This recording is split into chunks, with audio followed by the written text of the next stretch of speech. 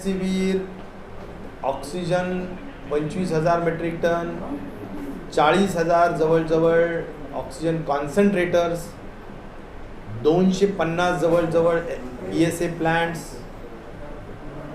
या, आणि मला वाटतं एक 15 ते 20 लिक्विड ऑक्सिजन स्टोरेजचे टँक्स, असं आपण 5 आयटमसाठी एक्सप्रेशन ऑफ इंटरेस्ट आपण इंटरनॅशनल लेवलला दिलेले आहेत. आणि त्याच्या संदर्भातले जे काही प्रतिसाद आहे त्यासाठी जे 3 दिवस दिले होते त्यातला आजचा हा 3रा दिवस होता. मग आता 3 दिवसाच्या नंतर आता 4-5व्या दिवशी त्याच्यावर कदाचित सोमवारपर्यंत आपण अपेक्षा करू, कारण शनिवार रविवारी बऱ्यापैकी सगळं बंद असू शकेल. त्यामुळे सोमवारपर्यंत अपेक्षा करू की त्याच्या संदर्भातल्या ज्या ज्या काही गोष्टी येतील. रेमडेसिवीरला सुद्धा अनेक राज्यांमधून, अनेक देशांमधून, राज्यांमध्ये नाही अनेक देशांमधून ज्यांच्याजवळ उत्पादन केलं जातं त्यांनी सुद्धा जर भाग घेतला आणि योग्य दरात ते असतील तर मला वाटतं ते पण घेण्याच्या दृष्टिकोनातून राज्य शासनाची जी उच्चाधिकार समिती आहे, जी एम्पावर्ड कमिटी आहे, जी चीफ सेक्रेटरीच्या अध्यक्षतेखाली सर्व हे लोक अधिकार त्यांना देण्यात आलेले, ते लोक या संदर्भातला अंतिम निर्णय घेतील. उद्धवजी ठाकरे साहेब यांनी आत्ताच आमच्या आरोग्य विभाग आणि राज्याचे सर्व जिल्हाधिकारी, सर्व विभागीय आयुक्त, महत्त्वाचे सर्व कोविडशी संबंधित सेक्रेटरीज, संबंधित मंत्री यांच्याबरोबर आत्ताच VC घेतली. त्यातला सगळ्यात महत्त्वपूर्ण निर्णय म्हणजे नोटिफिकेशनवर सही झाली आणि 1 मे पासून 15 मे पर्यंत एक्सटेन्शन लॉकडाऊनला देण्यात आलेलं आहे. आणि त्यामुळे जी सध्याची स्थिती आहे ती आणखीन 15 दिवस आपल्याला ठेवावी लागेल. कारण आजही संख्या जर आजची लक्षात घेतली तर ती 66,159 आहे. डिस्चार्ज जरूर त्यापेक्षाही जास्त आहेत, 68,537. आणि त्यामुळे ॲक्टिव्ह पेशंट्स आज महाराष्ट्रात 6,70,000 आहेत. त्यामुळे आणखीन 15 दिवसाचा लॉकडाऊनचा पिरियड वाढवण्यात आलेला आहे. आशा करूया की खऱ्या अर्थाने महाराष्ट्रातली जनतेने यामध्ये खूप मोलाचं सहकार्य देऊन आपल्याला ही साखळी तोडण्यामध्ये सहकार्य करावं, हीच महत्त्वाची अपेक्षा आहे. नंबर 2, आज सविस्तर 3 तास झालेल्या या चर्चेमध्ये जे महत्त्वाचे निर्णय झाले त्यात सगळ्यात महत्त्वाचं ऑक्सिजन संदर्भात अत्यंत काटकसरीने ऑक्सिजनचा वापर करणे, म्हणजेच प्रत्येक हॉस्पिटलने ऑक्सिजन ऑडिट हे केलं पाहिजे.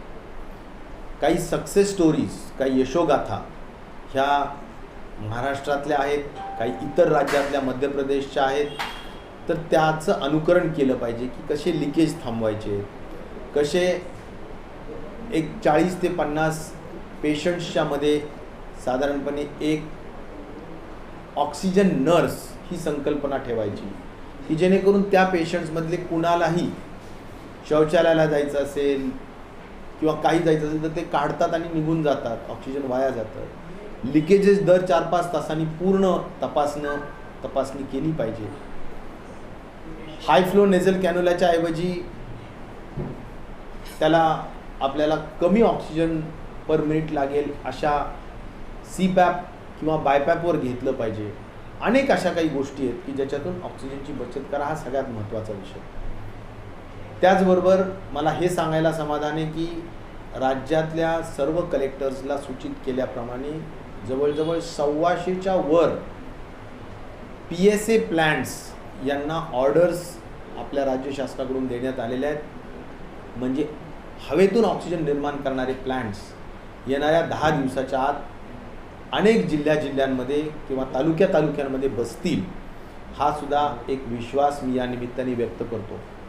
हे सर्व एवढ्यावरच न थांबता ऑक्सिजन कॉन्सन्ट्रेटर्स 10 LPMचे, 5 LPMचे प्रत्येक जिल्हाधिकाऱ्यांनी आपल्या ॲक्टिव्ह पेशंटच्या 25% आपण ऑक्सिजन कॉन्सन्ट्रेटर्स म्हणजे 400, 500, 600 पर्यंत ऑक्सिजन कॉन्सन्ट्रेटर सहज असलेच पाहिजे असं सुद्धा बंधनकारक केलेलं आहे, जेणेकरून प्रत्येकाला आपल्या स्वतःचं एक ऑक्सिजन कॉन्सन्ट्रेटरच्या माध्यमातून माइल्ड मॉडरेट पेशंट्सपर्यंतचं आपल्याला ऑक्सिजन व्यवस्थापन ऑक्सिजन कॉन्सन्ट्रेटरवर करता येतं.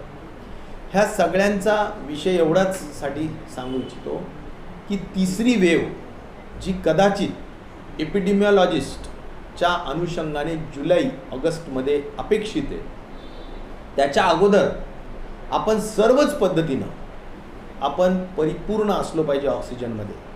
ऑक्सिजन नाही हे तिसऱ्या वेवच्या अगोदर अजिबात ऐकून घेतलं जाणार नाही असा इशारा खऱ्या अर्थाने माननीय मुख्यमंत्र्यांनी सुद्धा या बैठकीत दिलेला आहे.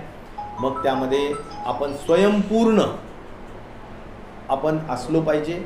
प्रत्येक तालुक्यामध्ये स्वतःचं ऑक्सिजन जनरेटर प्लांट असला पाहिजे. लिक्विड ऑक्सिजन असेल तर लिक्विड ऑक्सिजनचं स्टोरेज टँक असला पाहिजे. मोठ्या संख्येने ऑक्सिजन कॉन्सन्ट्रेटर असले पाहिजे. ऑक्सिजनसाठी आज जी धावपळ आहे ती असता कामा नये, हे अत्यंत जबाबदारीने या ठिकाणी सर्वांनी नोंद घ्यावी असं सर्व जिल्हाधिकाऱ्यांना आणि डिव्हिजनल कमिशनरला सांगितलं. आढाव्याच्या बैठकीमध्ये प्रशासनाला देण्यात आल्यात. लॉकडाऊन हे अत्यंत स्ट्रिक्टली पाळलं जावं, हेही महत्त्वाची सूचना देण्यात आलेली आहे. जे काही अत्यावश्यक सेवा आणि मास ट्रान्सपोर्टचे संदर्भातले जे वाहनं आहे ते वगळता अन्य फार सहज पद्धतीनं मूवमेंट हे असता कामा नये अशाही सूचना त्या ठिकाणी देण्यात आलेल्या आहेत. आणि म्हणून या सगळ्या गोष्टी शेवटी जनहितासाठीच आहेत, आपल्या आरोग्यासाठीच आहेत आणि आपल्याला यातून लवकर बाहेर पडून आपल्याला पुन्हा एकदा महाराष्ट्र जो एक अत्यंत प्रगतशील आणि एक अत्यंत प्रोग्रेसिव्ह स्टेट आहे त्या दिशेला पुन्हा जायचं आहे लवकर. त्या दृष्टिकोनातून आपल्याला पूर्ववत स्थिती लवकर आणायची आहे. यासाठी सगळ्यांनी सहकार्य करावं हीच विनंती आणि नम्र या ठिकाणी आपल्या सगळ्यांना विनंती या ठिकाणी करू इच्छितो. धन्यवाद. परचेस ऑर्डर ही 3 लाख लसीची फक्त ती कोविशिल्डची आलेली आहे आणि त्यामुळे आता 3 लाख लस म्हणजे महाराष्ट्रासाठी एका दिवसाचा विषय. मग आपण 1 मेला सुरू करायची परत थांबून टाकायचे का, हा महत्त्वाचा विषय. म्हणून एकत्र आपण जर ज्यावेळी तो सुरू करू कार्यक्रम त्यावेळी त्याच्यामध्ये सातत्य असलं पाहिजे आणि त्यामध्ये सुद्धा मॉडॅलिटीज ठरवाव्या लागतील की एकदम 18 ते 44 एकाच वेळेस सगळ्यांना जाऊ द्यायचं का त्याच्यामध्ये खऱ्या अर्थाने 25 ते म्हणजे 35 ते 44 पहिला वयोगट, नंतर 25 ते 35 दुसरा वयोगट, नंतर 18 ते 25 तिसरा वयोगट असं करता येईल का. या सगळ्या बाबतीत कोर कमिटी आणि आमच्या विभागाचे सर्व अधिकारी वर्ग आणि मंत्रिमंडळातले सर्व ज्येष्ठ मंत्री माननीय मुख्यमंत्र्यांच्या अध्यक्षतेखाली ही लवकर बैठक घ्यावी असा आग्रह मी आज माझ्या VC मध्ये केला आणि मला वाटतं मुख्यमंत्री महोदय याचा वेळ लगेचच देतील आणि त्या अनुषंगाने या संदर्भातल्या ज्या मायक्रो प्लॅनिंग म्हणता येईल त्याला किंवा मायक्रो मॅनेजमेंट म्हणता येईल की ज्यामध्ये आमच्या 18 ते 44 वयोगटातील कुणालाही त्रास होता कामा नये, त्या ठिकाणी विनाकारण मिसमॅनेजमेंटमुळे गर्दी होता कामा नये याची खबरदारी घेण्यासाठी एक व्यवस्थित नियमावली बनवण्याचं काम ही कोर कमिटी करेल. त्या कमिटीच्या माध्यमातून जी नियमावली खऱ्या अर्थाने निर्गमित करण्यात येईल त्यानंतर एक अतिशय शिस्तबद्ध पद्धतीनं 18 ते 44 वयोगटासाठीचं लसीकरण करण्याचा मानस हा महाविकास आघाडी सरकारचा आहे. नाही, मला वाटतं आता जे लॉकडाऊन एकंदर आहे त्यामध्ये अत्यावश्यक सेवा आणि मास ट्रान्सपोर्ट जर सोडला तर बाकी कुठेही खरं तर अलाउड नाही आहे. भाजीपाल्यासाठी सकाळी काय ते 10-11 वाजेपर्यंत 1-2 तास वेळ दिला जातो, त्या व्यतिरिक्त वेळ नाही आहे. परंतु आता पोलीस विभागाने या संदर्भात अधिक दक्षता घेणं, काळजी घेणं आणि विनाकारण जर कोणी फिरत असेल तर त्याला निश्चित प्रकारे त्याची अडवणूक करून त्याला विचारपूस करून त्या संदर्भातली योग्य ती कार्यवाही करणं मला वाटतं गरजेचं आहे आणि तशा सूचना निश्चित प्रकारे देण्यात आलेल्या आहेत आणि ती आजच्या काळाची गरज आहे. सर, 1 मे पासून 18 ते 44 वयोगटातलं लसीकरण सुरू होणार आहे, तर त्याचं नियोजन कसं असणार आहे? गावपाड्यांपासून म्हणजे तालुका पातळी, गाव पासून ते शहरांमध्ये आज आपण पाहतो आहोत की 45 वयाच्या पुढील लसीकरणाची जी जबाबदारी पूर्णपणे राष्ट्रीय लसीकरण कार्यक्रम म्हणून भारत सरकारची आहे. आता मुंबईने ठरवलं आहे की आम्ही 1-2-3 दिवस लसीकरण बंद करणार. त्याचं कारण काय की लस उपलब्ध नाही. एखाद्या लसीच्या केंद्रावर कुठेतरी तुरळक 1 आकड्या 2 आकड्यामधली लस जर उपलब्ध असेल तर त्या ठिकाणी लसीकरणाचं केंद्र सुरू ठेवून चालत नाही, कारण मोठ्या संख्येने लोक येतात आणि त्यांना परत जावं लागतं. म्हणून कदाचित महानगरपालिका मुंबईने हा निर्णय घेतलेला असावा आणि त्यामुळं महाराष्ट्रामध्येच एकंदर 45 वर्षाच्या पुढील वयोगटातील लोकांसाठी ज्या लसीचा पुरवठा होतोय तो खऱ्या अर्थाने आम्ही ज्या गतीनं लसीकरण करतोय त्या गतीनं होत नाही आणि त्यामुळं आणखीन गती वाढावी यासाठी वारंवार आम्ही विनंती करतो आहोत. पुन्हा सुद्धा मी एवढीच विनंती करेल इथल्या स्थानिक भारतीय जनता पार्टीच्या सुद्धा सर्व वरिष्ठ नेत्यांना, माझी तर अगदी बैठकीला तिथे जाण्याची इच्छा आहे. मी सर्व इथल्या नेत्यांना सुद्धा वारंवार विनंती केलेली आहे की आपण तिथे जाऊया, वस्तुस्थिती तिथे सांगूया आणि निश्चित प्रकारे भारत सरकारसुद्धा आपली वस्तुस्थिती ऐकून घेऊन मदत करेलच असा एक आशावाद मी पण व्यक्त केलेला आहे. आम्ही वारंवार फोनवर सुद्धा बोलत असतो, आम्ही स्वास्थ्य मंत्र्यांना सुद्धा बोलत असतो, माननीय मुख्यमंत्री प्रधानमंत्र्यांना सुद्धा VCमध्ये बोलत असतात, पत्र लिहित असतात, परंतु माहिती नाही कदाचित तिथे कमी लस उपलब्ध असेल, ही पण अडचण असू शकेल, पण लस उपलब्ध होत नाही भारत सरकारकडून आणि त्यामुळं 45 वर्षाच्या पुढचा कार्यक्रमसुद्धा थोडा स्लोडाऊन झालेला आहे. ही तेवढंच निश्चित प्रकारे खरी परिस्थिती आहे आणि म्हणून जेवढे लस येते तेवढे आम्ही 2 लाख 3 लाख लसीकरण करून आम्ही दररोजच्या दररोजचं तेवढं लसीकरण करतो आहोत.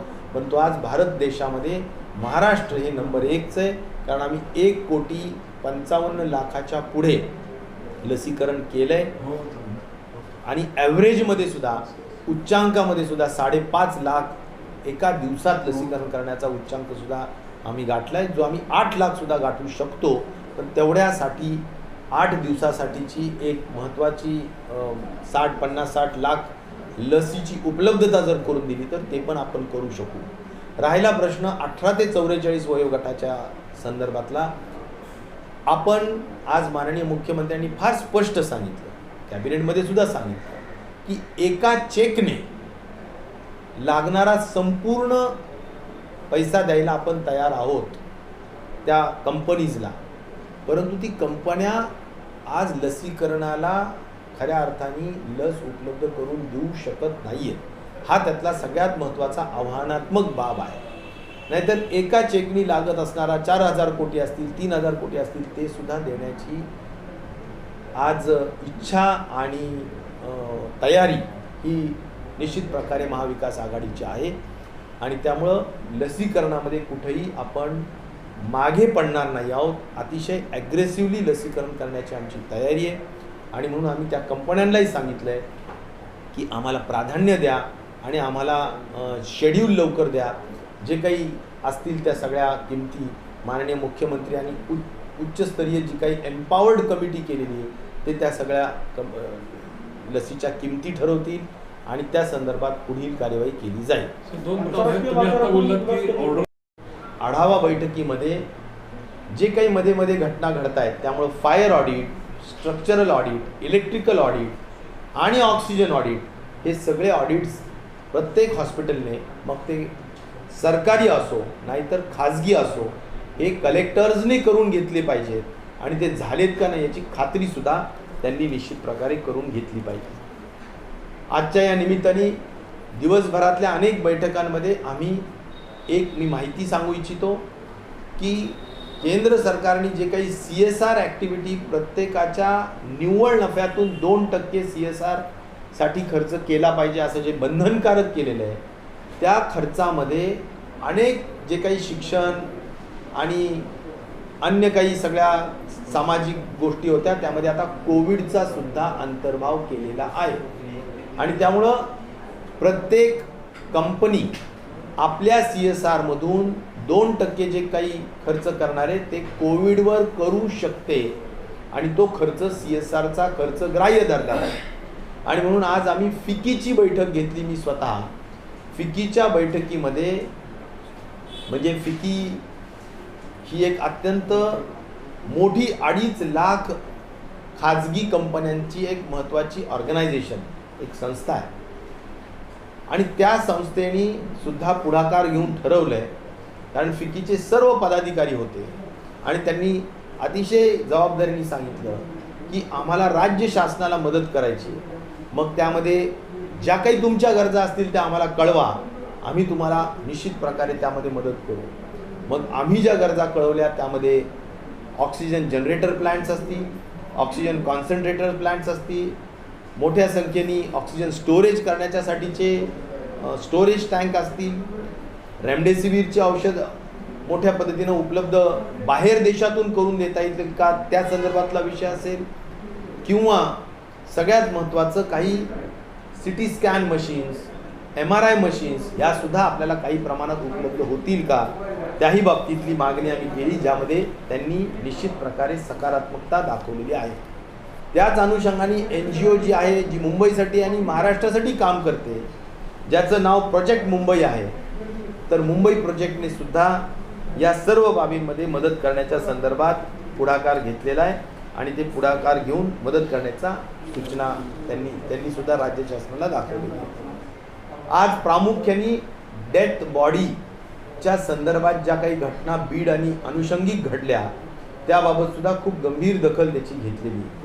अगदी कोर्टाने सुद्धा या संदर्भातला दखल घेतली आहे की डिग्निटी टुवर्ड्स डेथ बॉडी या संदर्भाने महत्त्वाची दखल घेत आजच्या आढावा बैठकीमध्ये माननीय मुख्यमंत्री महोदयांच्या हे निश्चित ठरवण्यात आलेलं आहे की कुठल्याही परिस्थितीत शववाहिन्यांची संख्या वाढवा, शववाहिन्या वाटेल तेवढ्या पद्धतीनं ठेवा, परंतु एका सन्मानाने शेवटची यात्रा जी आहे ती सुद्धा सन्मानानेच झाली पाहिजे, अशा पद्धतीच्या सुद्धा सूचना नगरपालिकेला, महानगरपालिकेला देण्यात आलेल्या आहेत. कारण या संदर्भातली जी कार्यवाही आहे ती त्या स्थानिक स्वराज्य संस्थेने करण्याची गरज असते.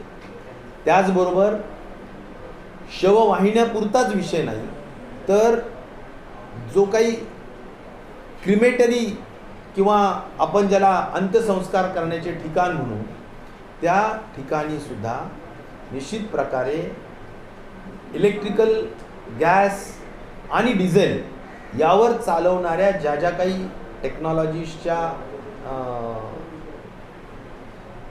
आपल्याला अंत्यसंस्कार करण्याच्या ज्या महत्त्वाचे उपकरण आहेत तर त्याचाही वापर त्वरेने खरेदी करून करावा, अशाही सूचना या ठिकाणी देण्यात आलेल्या आहेत. आणि त्यामुळं त्याही बाबतीत संपूर्ण जी गाईडलाईन दिलेली आहे त्या अनुषंगाने काम करणं गरजेचं आहे.